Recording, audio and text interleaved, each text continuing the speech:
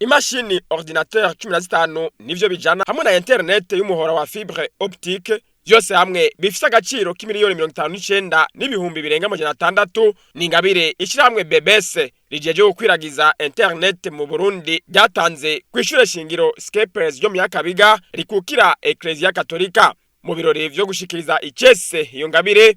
Umuyobozi mukuru w'iryo shirahamwe yaramenyesheje cyatumye batanga iyo ngabire.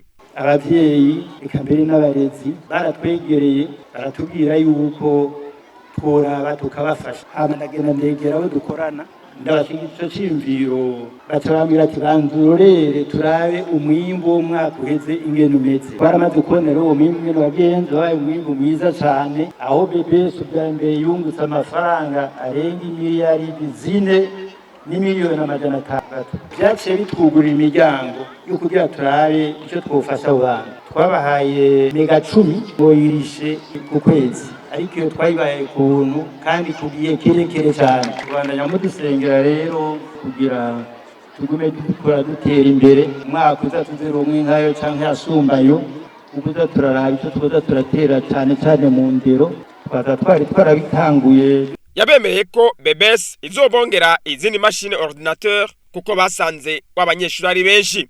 Umuyobozi w'iryo shure yamenyeje ko iyo ngabire ije hageze.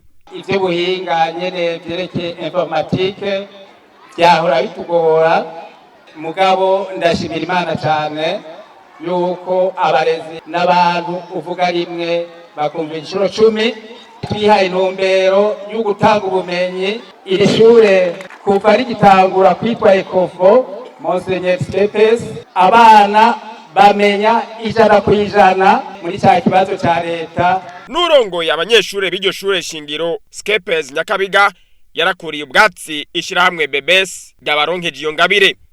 Turabashimiye cyane kubona baduhaye izi mashini nakamaro kanini kwitwebwe. Tubasaba yuko batogakiza ngaha gusa bagende no kandi mashure hose mashure adashobora kuronka internet ikigo cha TIC bacigira mu bitabo gusa bataronka umwanya bwa pratique ku mamashini babegere nabone babafashe. Waserukiye umukuru w'igisagara ca Bujumbura yaramenyesheje akamaro k'iyo ngabire acatekera impanuro ugwaruka ruzokoresha izo mashine na internet baronkejwe. Ugwaruka ruzokoreshe neza cyane iyi ngabire baronse kandi ndagatera ugwaruka n'abarizi. Christophe Kinshasa yaboneyeho guhamagarira n'ayandi mashirahamwe aronse umwimbo ukwiye guca mu makanda yishirahamwe BBS afasha ayandi mashure yo mu gisagara ca Bujumbura. Na BBS yabikoze sukuvuga yuko ikenutse gose ariko irakenutse umutima bisabwa ababishoboye bose abana n'abana b'u Burundi baze nyabuna basahiriza. Yaba umuyobozi w'ibiro vya Ecclesia Katolika bijeje indero mu Burundi Patiri Aristide Ndiyabuheze canke umunyabigega mukuru w'umuryango w'abafrera ba Scapers Burera Desire Ninahazwe bari bahishikiye muri ivyo birori vyo gushikiriza icesi iyo ngabire bahamagariye abarezi n'abaregwa kubungabunga iyo ngabire baca biyemeza ko ku ruhande rwabo bazobandanya bakurikirana izo mashini ivyo bita maintenance mu rurimi rw'igifaransa.